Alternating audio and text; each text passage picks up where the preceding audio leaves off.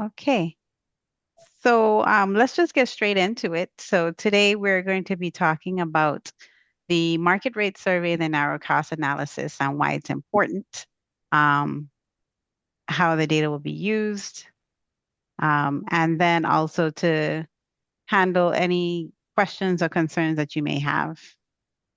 Um, this is an important survey, and we're just going to go through why it's important. Why should you do this, especially during these times right now, in regards to data and making data available. So, without further ado, let me just introduce ourselves. I did say a little bit, but I'll just ask Joanne to go ahead and introduce herself first. So my name is Joan Luciano. I came to the Virgin Islands in 2018 at the invitation of the then President David Hall, asking me to come and set up a data science program for the territory. And so I did that. I created a minor in data science. I created courses in data science and a certificate in data science. And then beyond that, Aishi and I have, and another member of our team, uh, did training for the Virgin Islands government in the skills for today. We taught data science following program management and grant management classes at the request of the government. Some people that we had worked with um, asked us to do that as we were asked to do this, and that's because I've got a bit of a reputation for not just doing things but also educating and empowering people with their data and to learn and use it. My history before that is I was at Indiana University immediately before then, Rensselaer Polytech Institute, and Harvard Medical School and Boston University before that. Uh, my background's in computer science and mathematics, and then I applied it mostly in the healthcare and life sciences domain, which has been a passion, just sort of looking after our health and well-being. So um, I took the liberty of putting some pictures of Aishi and I have worked together since the 20. When did you come back? 2019, Um, 2020. 2020. Okay, and we found out we both like to jog, and you know, we've become quite close, not just colleagues but also close friends. I didn't put a picture of us sweaty from jogging up there too, but I was tempted. And like I mentioned before, my name is Aishi Balu. Uh, Currently, I work at the University of the Virgin Islands as a statistician. I met up with Dr. Luciano in 2020, where she brought me in on her team to help build the data science program at the university. And we work so well together.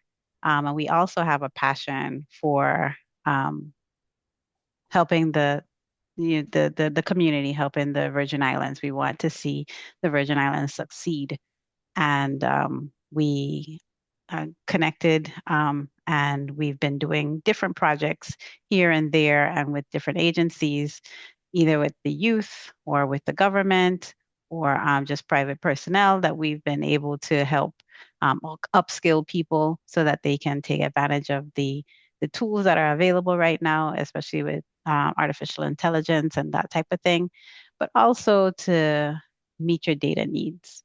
And right now, we're in this uh, this world in which data is king, right? I'm sure many of you guys have heard, you need to have the data, you need to make note of the data, and everybody's using AI for this and that. But also another thing that's so important, and we'll get to this when we get to the slides, is just being compliant. And more compliance means providing the data and reporting the data, because your funding is tied to it, right? Department of Human Services, your funding is tied to it. We've seen in so many instances, there's a big shakeup in the government, federal government, in regards to funding and and all of that. So we just want to make sure when we saw this opportunity to assist the government in making sure that you, the providers, are able to take advantage and be compensated at the rates that are fair. We said we have to be in on this. And not only are we doing this as an assistance to human services, but also to you. because through this exercise, you also will be able to take note of, how data is collected and how you can use it and so on and so forth. My background also, I'm bachelor's in computer science, and then I have a master's from Georgia from computer science at UVI, and then I went for my master's at Georgia Institute of Technology in data analytics.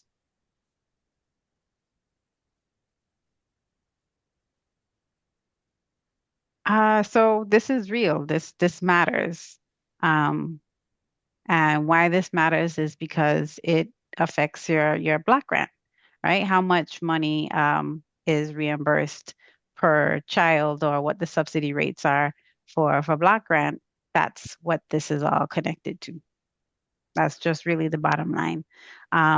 So the market rate survey is how the federal government decides what the payment rates will be for block grant. Well, at least one of the things.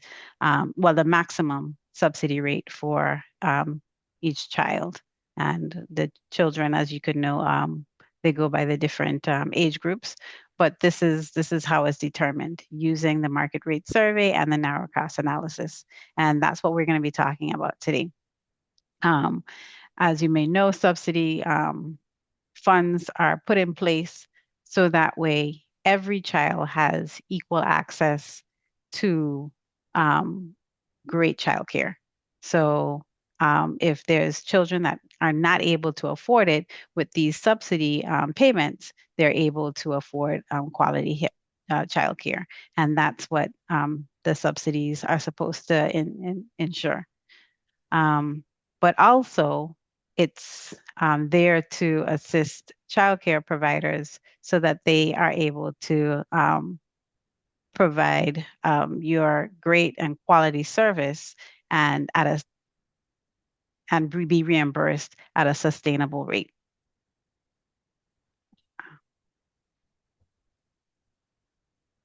So here we see that federal regulations, it's I think is it every 2 or 3 years that they're supposed to 3 years. evaluate? Every Every three 3 years.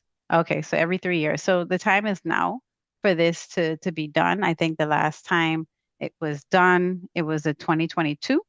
Yep. Okay, so here it is 2026. So we're behind, right? So this is something that we need to do before the end of this fiscal year, and that's why we are coming to you now to do this. Just took a while to get everything together, but I think we're at the point now where we're ready to administer the survey. Quick note, just for those of you who have just joined, welcome. Please put your name and your um, your name and the name of your facility in the chat.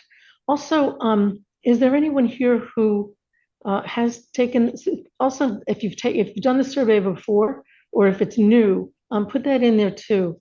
And also I'm curious about whether you realize that it's a federal requirement to actually complete this survey, that the territory is required by law to supply these surveys to the federal government for the rate setting. And if they don't do that, then they could actually your funding is actually at risk. So I'm wondering whether or not you realize that it's part of the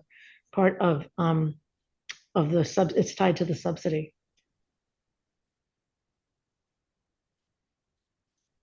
Great. And you're monitoring the chat, so I'm not seeing it all the way, but um, those are great questions. Yes. All right. You see some people have already done it before. Yeah. Yeah, so I mean, it the federal government under the Trump administration, and maybe even before that, but it's become headlines now, right?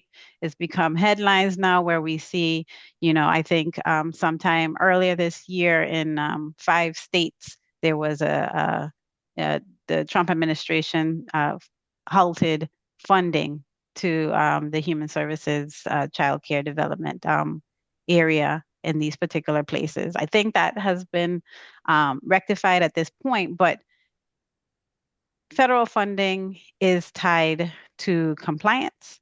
And these surveys, collecting these data, making sure that we get these things in and it's done right. That's very important to ensure that the subsidies are being paid and that we're able to continue to operate and support. Right, that they're paid and that they're paid at rates that are sustainable so that you continue to operate your business and take care of the kids. So if they don't have the right rates, then you're not going to have the funds that you need to do the job that you need to do. So it's really, for everyone, it's important. Um, Yeah. And you know what? And I know we're talking a lot about subsidies, and that really is one of the main reasons why we do the market rate survey. But even those providers that do not participate in the block grant program, we still want to hear from you as well. Why is that? Is because you make up the market as well. So it's not just those providers that accept Black Grant, but it's we're trying to get a view of the entire provider landscape, an entire group. And you'll see the different questions that we're going to be asking, but it's not good enough just to have those providers who accept Black Grant. We need to have the entire group participate in this exercise. right. So if you just think about the name market rate survey, it's a survey of the rate that people pay for childcare services. That's the market.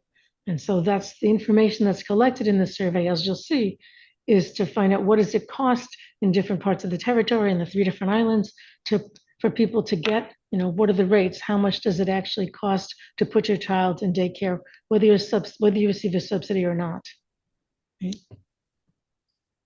So Great. Okay. And some of the consequences of not completing or not uh, doing this survey would be there might be corrective actions in regards to the federal government, the subsidy rates that are being paid are too low, um, loss of funding, and then the extra, I mean, in the long run, it might mean extra work on your part, meaning the process to qualify for some of these things. If we don't have these data now, they might ask for it on the back end, or something else might become a little bit more complicated because this is not being done. So we're just wanting for everyone to complete this survey because we all win. All right. So based on the chat, Joanne, do we have people who have taken the market rate survey already? yeah, I didn't count up them. One person did 2 of them before, Hmm. Patricia Oh, Evans. two. They've been in this Another game a person, while. yeah, uh, a couple have done it once before, and some are new to training also. So we have a mix of people that are familiar with it and those that are new to it. Okay. Well, those people who have been around from since 2020 and going forward, and or who have taken it before, what was your experience with the survey? Just quickly. You can unmute yourself. This is Miss Joy from Church of Adventist Academy. I did do the survey like once or twice before, and it was Mm-hmm. pretty simple. Okay, And, great. I and like to to hear me, that. Simple. the questions were, reasonable. And I, it didn't take long to do. Good. Very good. Okay. All right. And then let me just see if there's anybody who has been here since, 2020 or so, because the last one was in 2022, 23, 24, something like that. So if you had the opportunity to take it but didn't take it, um, would you like to share maybe your reasons why?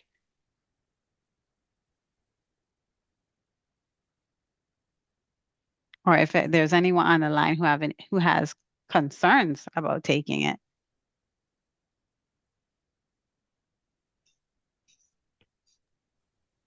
This is Patricia from Tenacious Toddlers.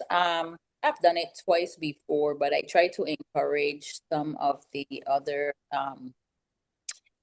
preschool daycares to comply and fill it out, but they had a lot of concerns because they feel like they're asking them too much personal questions, like the income, and they just felt like it was too much personal Personal. question, and they wasn't comfortable giving up that information. I don't think that they knew the seriousness of how important it was to give that information so that we will be able to get grants. There was subsidies, able to get to a higher bracket than what we were charging at the time. Mm-hmm. Oh, Patricia, I really do appreciate what you just offered just now. One, you said that you took it, and not only did you take it, but you encouraged others to take it. And I think that's a key point because everybody's not going to be here at this training, right?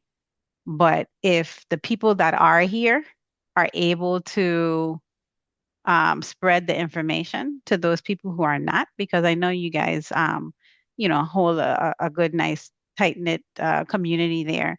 So if you can share the information that we're going to communicate to you today with others so that they can understand the seriousness of it, right?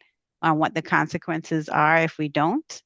But also, we're going to be addressing some of those same concerns that you brought up, that people have mentioned to you about just the nature of the questions and whether or not the information is going to be confidential, like, and why is it that they need to know those things.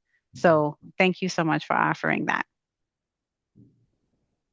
So there's consequences. This one shows the consequences for actually completing the survey. This next slide, Asia.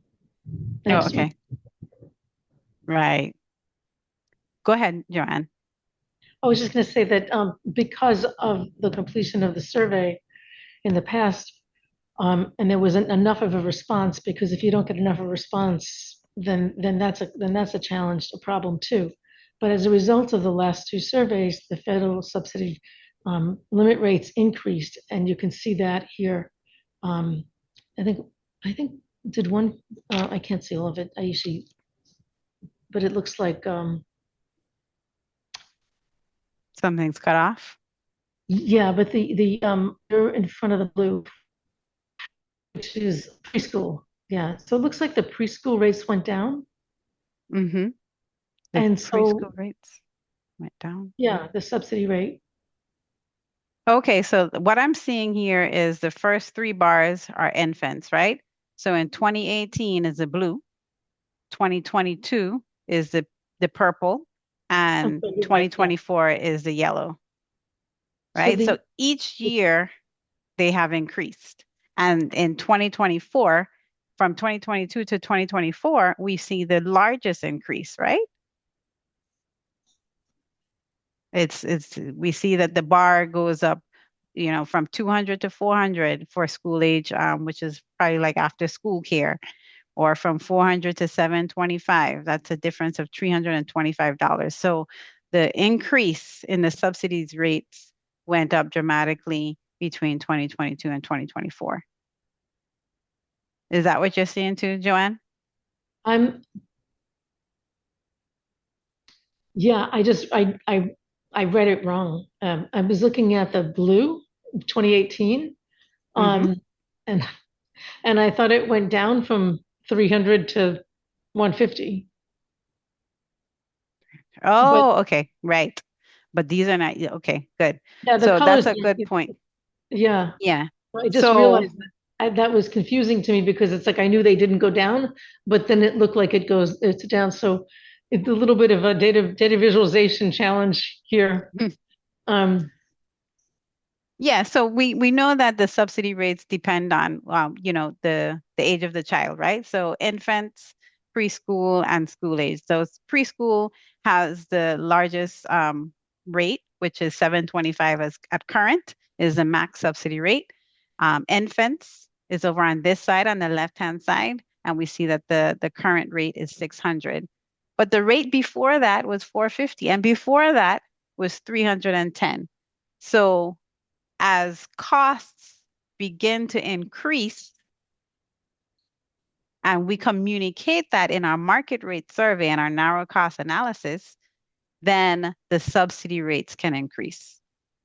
Does that make sense? So if the costs increase, then, and we report that in the market rate survey, and the costs to deliver quality childcare increase, then we have a basis to advocate for a higher maximum subsidy rate, and that has been done.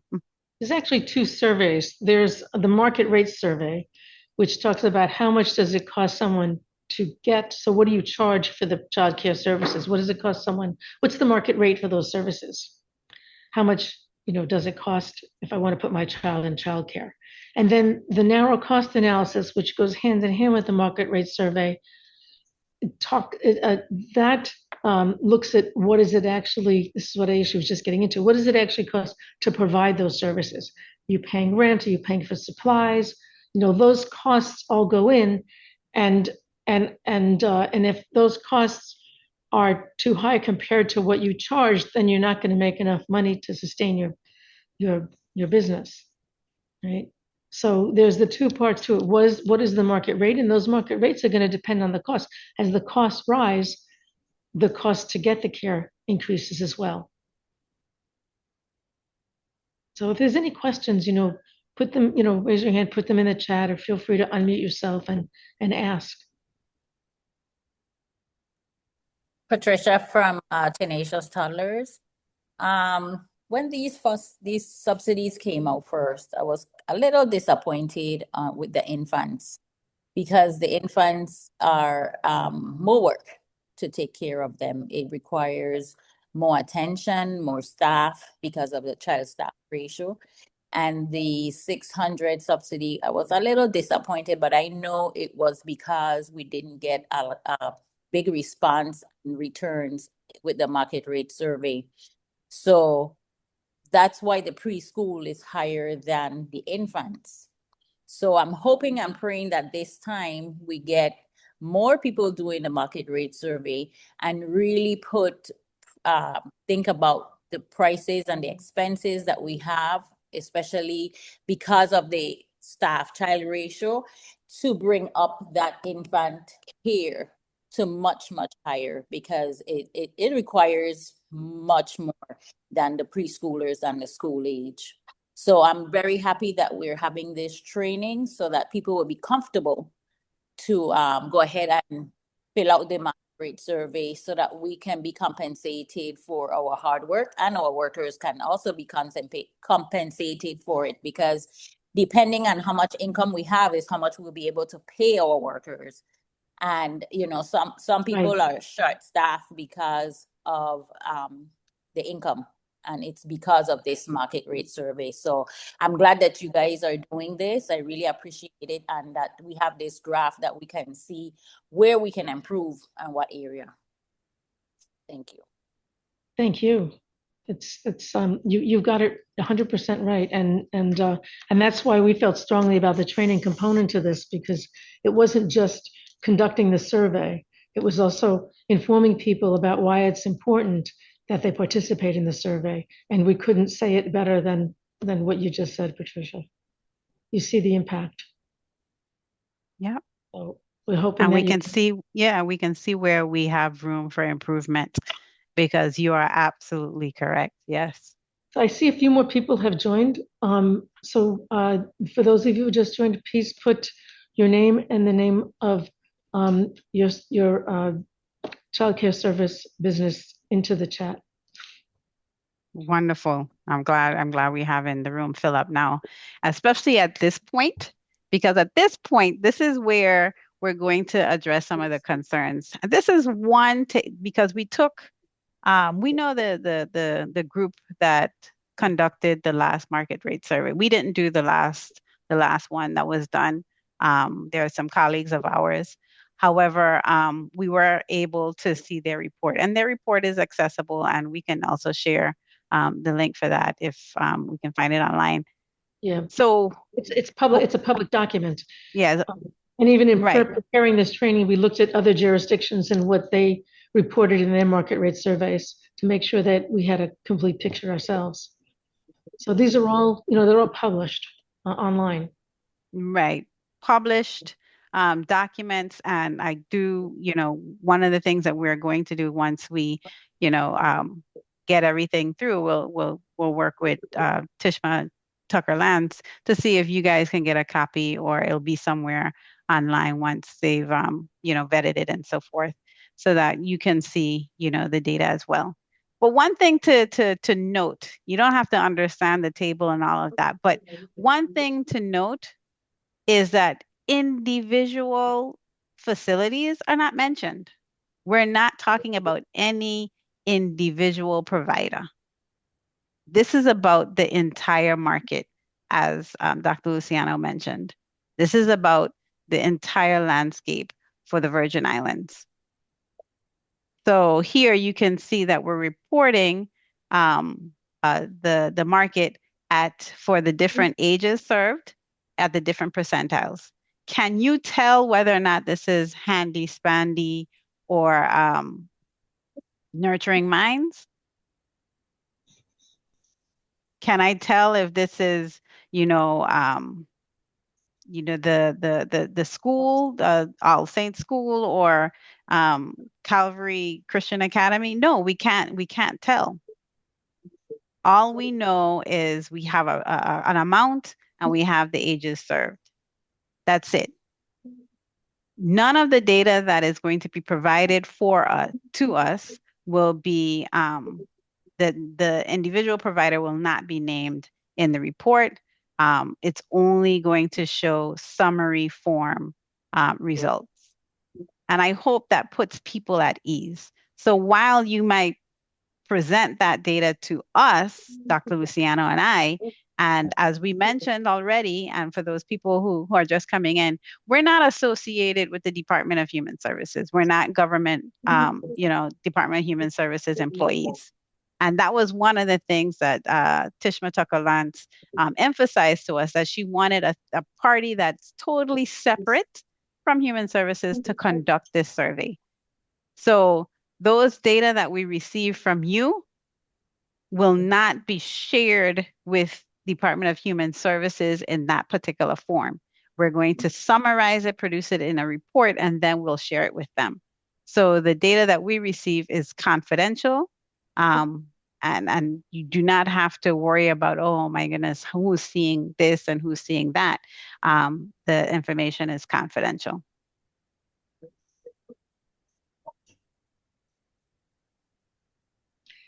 So again, I think another person joined. Please put your name and the name of your business in the chat. And welcome. Okay. Yeah, and definitely welcome. Thanks for coming. And we're going to share this slideshow with you, so you'll be able to see all of this, anything that you might have missed.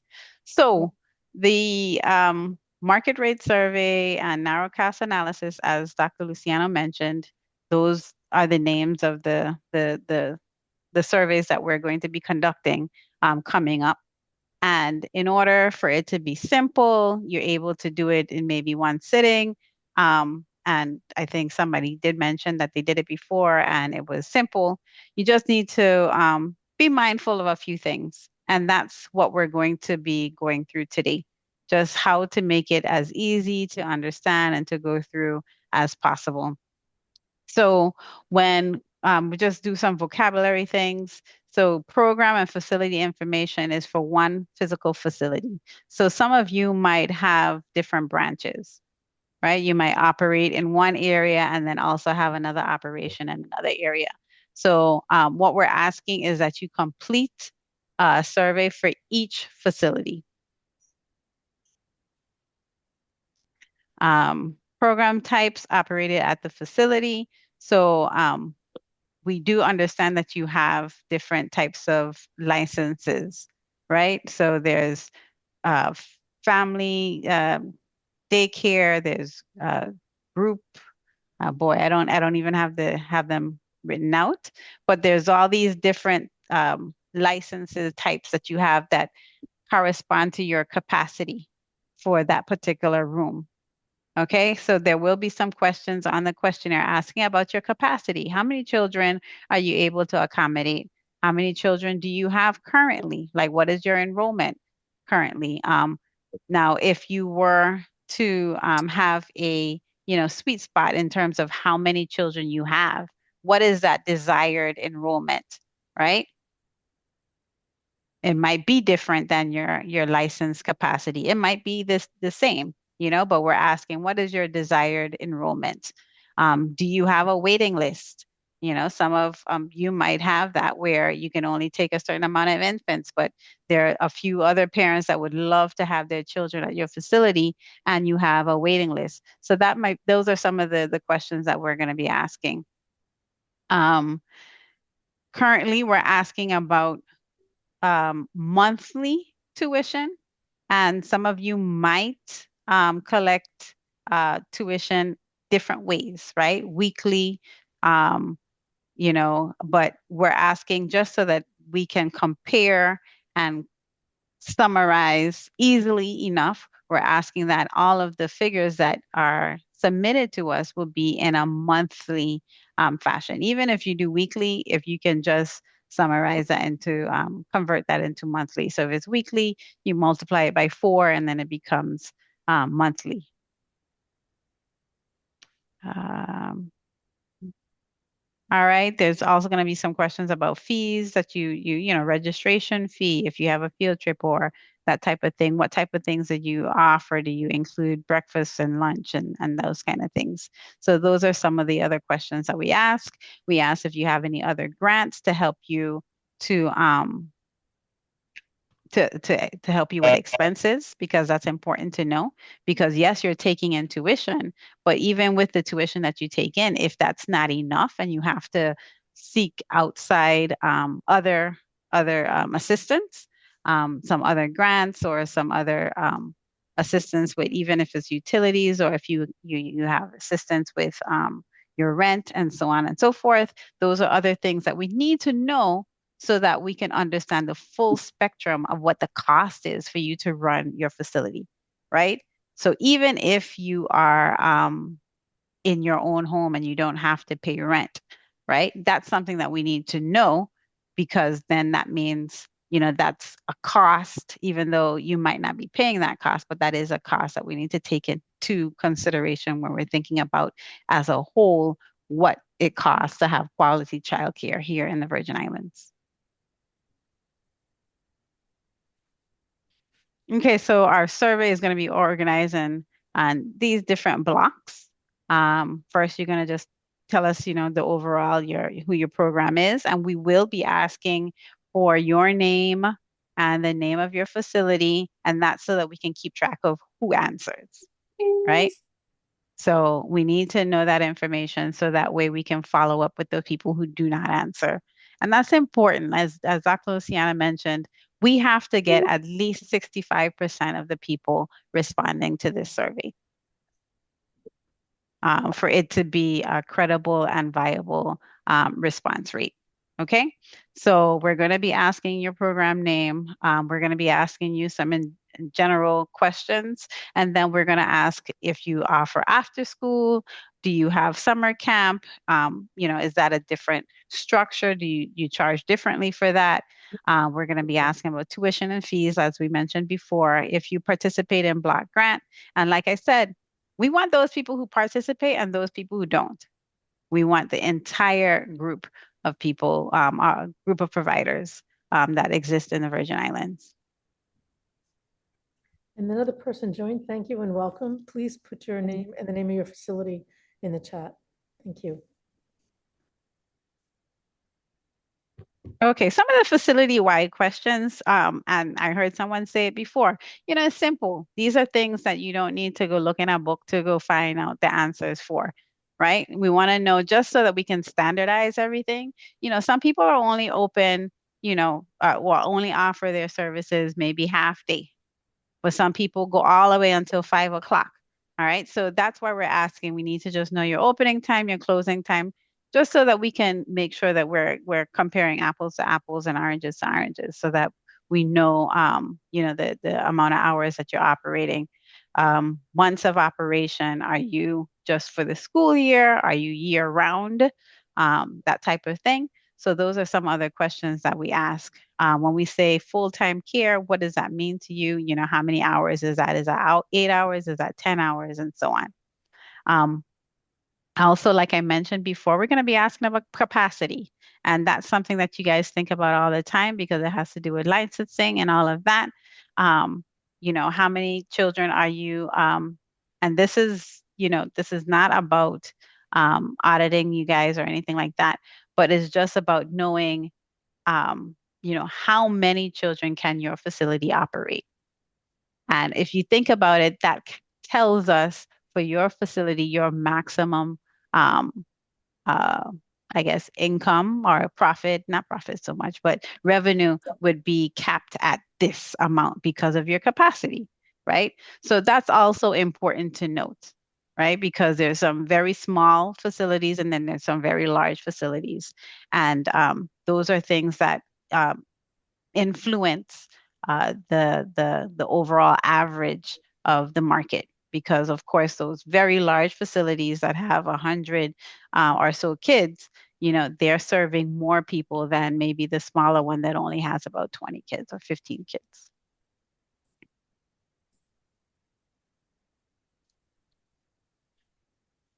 All right. So here we're talking about tuition and fees. Now, when we talk about base rate, I mentioned before, even if you do charge or some parents do pay by the week, we're interested in what? By the month. Okay. So that way we can compare, not compare, but at least we can have an average amount. And that's how the subsidy rates are paid anyway. Yes, there are people, if you do part-time rates, that's something that we're going to be asking. But if you don't offer part-time, you don't have to worry about that particular question. And that just means that the questionnaire, even if it might have, 30 questions, if only 25 of them pertain to you, you'll see that it's an electronic questionnaire. We'll go over that a little later, but it will skip the ones that don't pertain to you. Okay. Like for instance, if you don't offer after school care, it's not going to ask you about after school. All right. If once you say that you don't offer after school, it will skip those questions that will pertain to after school. Another question that's interesting, they ask about your absence policy. So if a child is absent, are they, is there a discount given or the same rates apply anyway? And that's just all about just trying to understand how the tuition is applied. Okay, I think we're making some good time here. Okay, let me go on.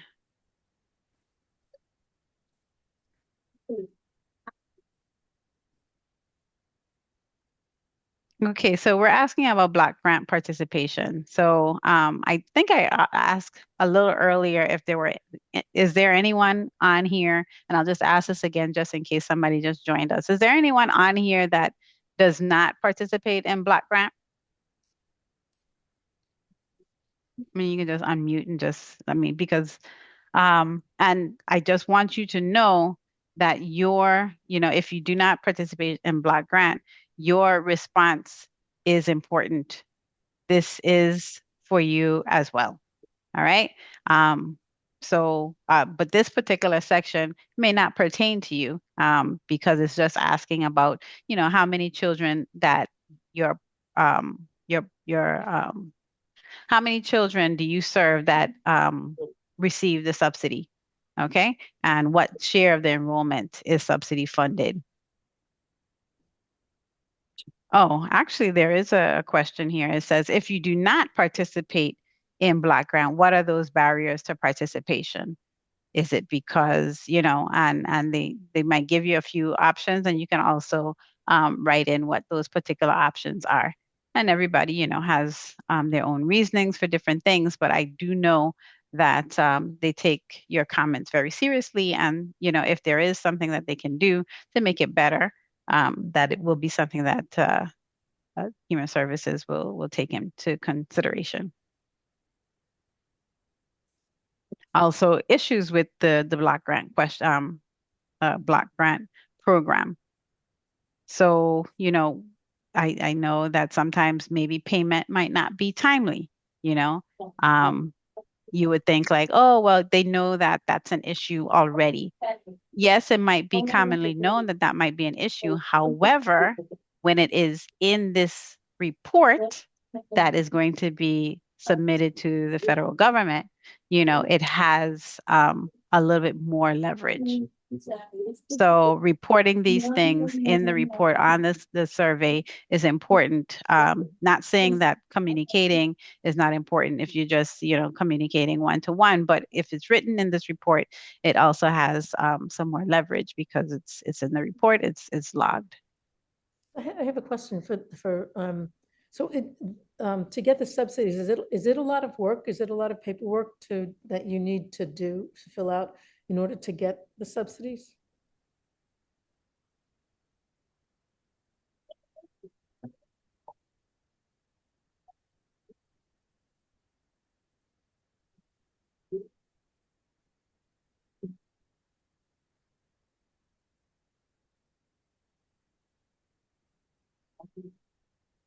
Patricia, what about you? Is there a lot of is it a lot of work to qualify to get the subsidies?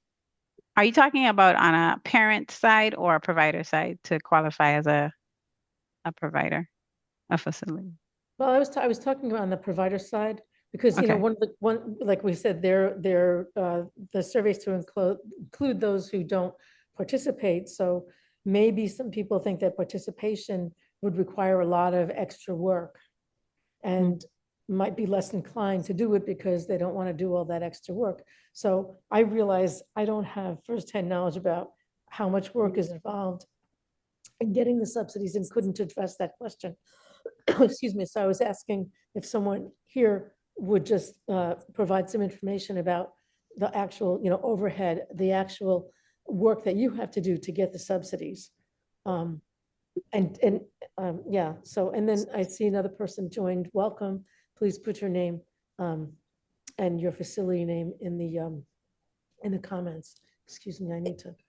Is the question pertaining to the center itself Yes, applying to receive the subsidy? yes. And also any ongoing work that you need to do to continue to, how does it work? So what we do every January is we fill out application in, and then they process the application and you automatically into the program as receiving subsidy for the kids that qualify here. It's not a hard process and it does not require much because the only thing that you have to turn in with your application is your license, your health and fire inspections, your good standing certificate, your clearance letter from your taxes, simple things that we have to have every year anyway. Mm-hmm. So it's not like we have to go searching for stuff. It's things that we have to do yearly, make sure our SAMS is up to date. If we have to do the application, our SAMS is not expiring yet. Whenever it does, we just have to redo it and then turn it back in to them. So it's something that we have to do anyway every year. So it's not hard. It's not hard at all. And how long does the process take for you from the application to getting approved? It depends because if they're short staff, it takes a little longer. But mine expires in September, so we have to do it like 2 months in advance. So it all depends on when we turn in our paperwork. If we do it 2 months in advance, we should get it back before, I should be able to get it back before it expires in September. It doesn't happen like that all the time because sometimes, they're short staff or they, other things get in the way. But we still, is that like we have to close our facility because we don't have it, because everything is already turned in to them? But we're supposed to turn it in at least 60 to 90 days before the expires. Thank you. I appreciate Okay. your input. Yeah. I like how you explain things. You know, it's already things that you have to do to be a provider already, right? So it's not a hard thing. It just you need to just take the time to do it. And I think that this survey is pretty much similar to that. You know, it's not going to be a hard thing to do. It's just things that you already know. Things that these are details that you already know about your facility. And it's also good. Like this portion of it might take a little bit of time to fill out, but I do think that it is going to be useful to you. And maybe you might use it in different other other uses of it. This is about the cost of care and the financial health of the facility. And this portion is more about determining if the market is sufficient for providing a sustainable, um, I guess, sustainable market. So, yes, we're asking what you charge currently to take care of an infant full time for the month, right? Yes. But what you charge, is that what the cost, is it covering the cost of caring for this infant? And what we heard earlier is that yes, the max subsidy rate is $600, but that does not cover the cost. Why? Because the number of staff persons that you need to take care of an infant is more than, preschool or school age children. So in fact, the cost is higher for infants than for preschoolers, but however, the subsidy rate does not reflect that. Now that's just one instance, but there's other things that go into cost, right? Um, so I think someone mentioned sometimes our facilities, our centers are short-staffed. We don't have enough daycare workers. Why is that? That could be tied to the salary. So are we able to pay our workers, like if we were able to pay the workers what we think would be a competitive wage, then maybe, we wouldn't be in that situation. So what we're going to be doing in this section of the questionnaire, and I'll let Joanne also say a little bit about it because she probably can explain a little bit more, is we're looking at the costs that go into running your facility. The number of staff persons that you have, the wages that you pay them, even the educational levels of the staff persons, because we recognize and we have seen this, that the higher the more requirements that you put, educational requirements that you put on your staff, the more they're expected to be paid on the benefits that you're able to give to your staff persons. And then there's other expenses like you know, I don't think I have it here, but like rent Yeah. and food and transportation Supplies. and a WAPA, right? Or generator, because we see that that's an issue right now, right? How many days that you're not able to operate because of this or that. So you're trying to, facilitate, other alternative sources of energy. So all of these different things we want to take into consideration when we're making a recommendation as to this is how much it costs. This is how much it costs to offer quality child care in the Virgin Islands. This supplies, any supplies that you use in providing the child care, I think, imagine with infants, you'd have diapers, but you also have activities. There's furniture. There's all kinds of things that go into costs. And like I said, it might take some time, just to think about this and to gather the information. But this is really is going to be worth it. It's worth it for yourself, so you can actually see what costs are there. But as when the report comes out, you will also be able to see, to educate one child, this is what the cost is. And that's important for us to be Imagine able to. Mhm. imagine that some of this information you need for your taxes anyway, right? All your expenses, you're probably accounting for. So it's probably not going to ask you things that you don't already, as Patricia was saying, that you don't already have to keep track of anyway. Right. So, Very good. So this is a perfect time to be doing the survey, huh? Yeah. Okay. So enough about, well, let me ask, are there any questions in regards to that? Or any concerns regards to that? And this, we're not asking for staff names or anything. We just need to know how many persons are working for you, and what their wages are, and what how many people have high school diplomas, how many people have bachelor's degrees or associate degrees. Um, any questions or concerns or comments?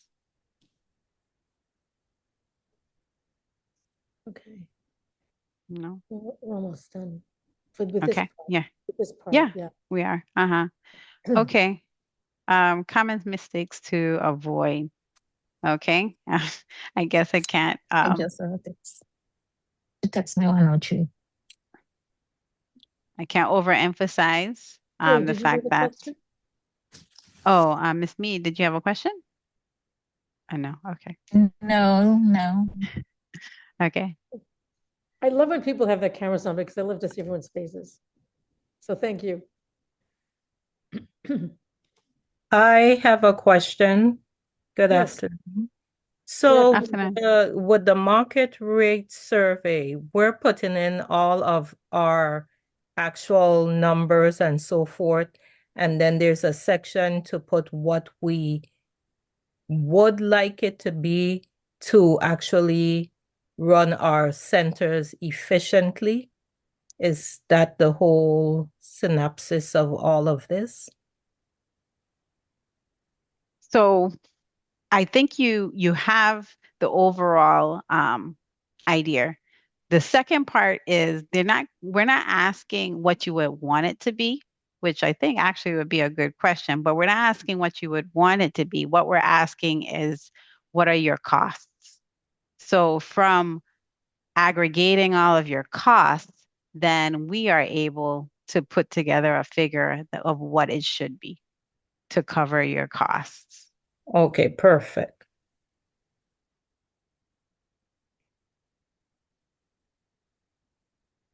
But I'm glad you see that there's that difference, right? With what we charge and what is what the correct amount would be to run your center efficiently. Okay. Here, that some common mistakes after school and summer camp. We treat them separately because Mike, listen to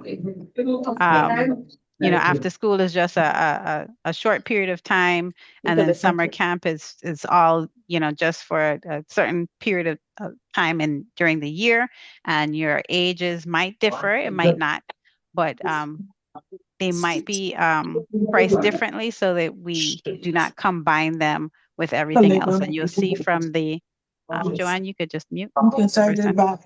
Yeah, I was looking to see who it was, but Okay. muted. All right. Also, let's see here. Yes, we mentioned if you have more than one facility, and I see some names here that do have more than one facility, right? We would like you to complete a survey for each facility. All right, each physical facility. So if you have one on the east and one on the west, you do two surveys. Okay. Um, if you don't know exactly what your average your WAPA bill was, or what exactly, this exact figure, that's okay.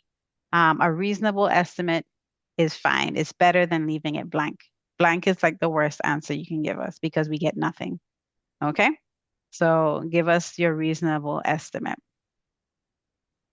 The age categories, we have to treat infants, toddlers, preschool, and school age separately because that's how the subsidy payments are made, right?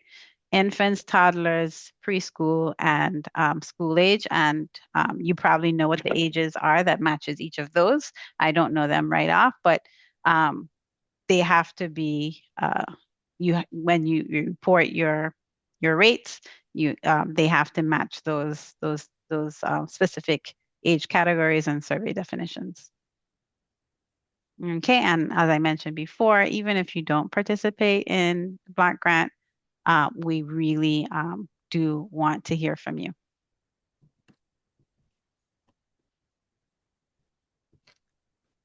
All right, and I'll let Joanne, you can maybe field some questions or ask them questions. Yeah, I'm just putting a note, and I was just gonna, if you haven't already put your name and your facility name into the chat, please do that. I'm not sure if everyone has. And let's see. And yeah, are there any questions or comments or concerns or, oh, we have a few more people on here. We have 25 participants now, including us. So Perfect. thank you and welcome to those who came in late. We'll be sharing the recording so you can, see what you missed. And so any questions?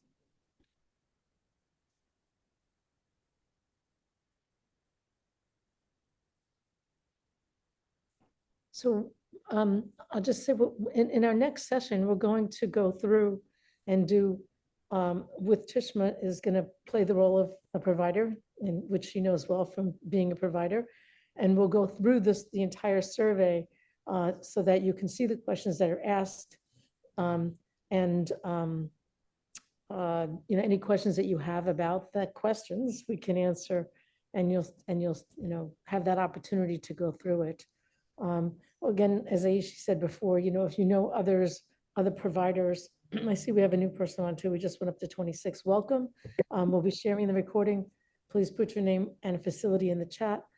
And if you have any questions, please ask them. And we will make this PowerPoint available. We'll give it to Tucker Lance and she'll send it out to you guys, and the recording as well. Because we do understand, sometimes you need to have something. Like, it's one thing for people to talk to you and tell you, we're here speaking for an hour. But if you are able to go through it on your own time, or listen to it, that makes it easier, especially when we come to next week's session, which is going to be Wednesday, April 15th. You can use the same link that you use to get on here, but we will send out the link again, but you can use the same link for the second provider training, and we will send out these. Again, other providers, as Patricia was saying, if you could encourage them to complete the survey and relay to them why it's important, share the information with them. If they don't, they should be receiving it independently because Tishma was sending it out to everyone. So just again, it's for everyone's benefit. Hi, I have a question. Yes, please. After all the surveys are sent in, how soon do you expect the new rate to go into effect if there's a change? I'm sorry, could you say that again? I couldn't hear it. Aisha, could you hear it? Yeah. She just asked, after the report is over, how soon will we see any difference in the subsidy rates? I don't know. Is Tucker Lance on? Maybe she might be able to give us an idea. Yeah, I mean, we don't about what know. happened in the And past. honestly, Yeah. with with the administration, who knows? But we could so we can look at when the last report was submitted, the 2022 report and the rates. When the Were rates changed in 2024. yeah, so it takes some time. There's definitely a lag. We have nothing to do with that process. Yeah, this is Tenacious Dollars. It takes about 2 years because they have to go to the federal partners and they have to have meetings and stuff like that. So it takes a while.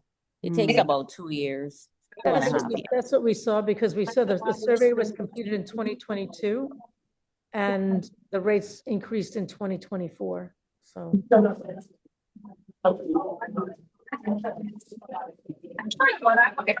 a good question. yeah.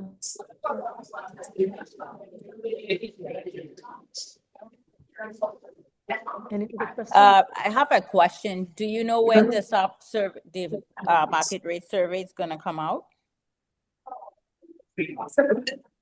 I think we'll have it, at the end of the next week, right? Yeah. So next week as soon as we probably finish this second training, it should be live.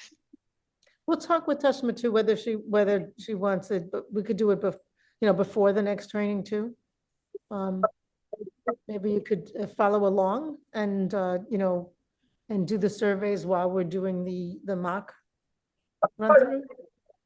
Would you like that? The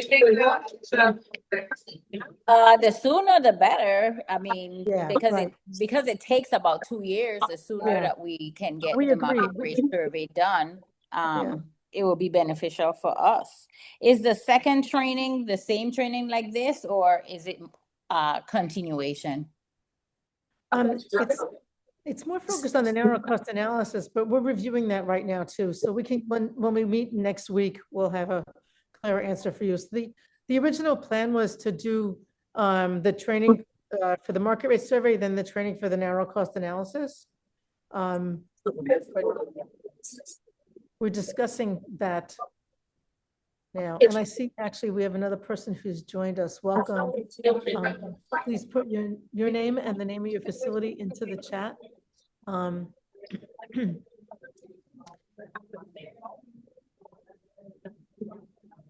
Okay, so I would encourage everyone, when they get the market rate survey, to do their utmost best to complete it and turn it in.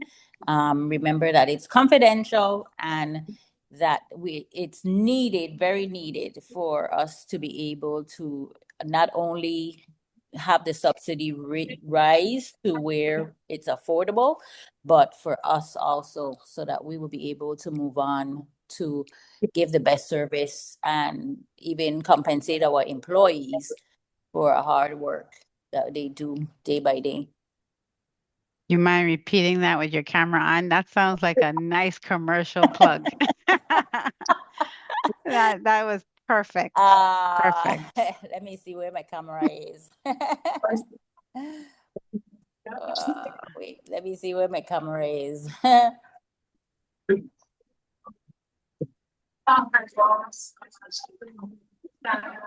can't find where my camera is. Oh boy. Oh boy.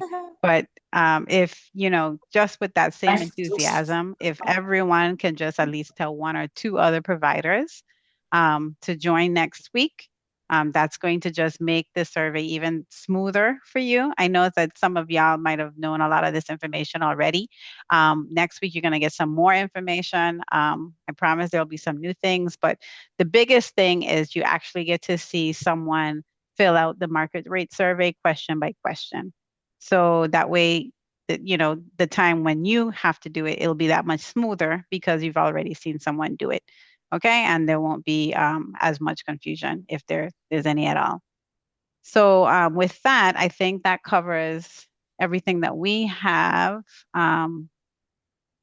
And let me just share my screen one last time just to do a quick recap.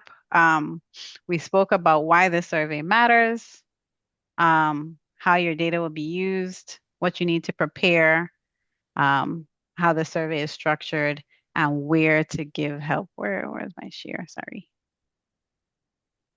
Hi, good afternoon. I just had one question. Mm-hmm. So if the questions come in the office at DHS, I saw something as it relates to certificates. Mm-hmm. Are they supposed to put their names in the chat and you guys send it to them? Is that what happens? Or I'm not sure. Could have missed it. Yes, that's exactly what happens. Okay. So I hope they're all listening. Put your names in the chat so they can send you their emails. Yeah. Okay. So this will go towards your 15 hours, I believe, of professional development for the Mhm. year. So yes, please put it in, and we will make sure that you get the credit for the time. Okay. Thanks for mentioning that. Not a problem. We do appreciate you guys spending your lunch hour with us. Um, you we didn't put our connection information here, but we work very closely with Miss Tucker Lance. So you have any questions, just send it to her and she'll make sure she'll get that information to us. Anything else, Joanne?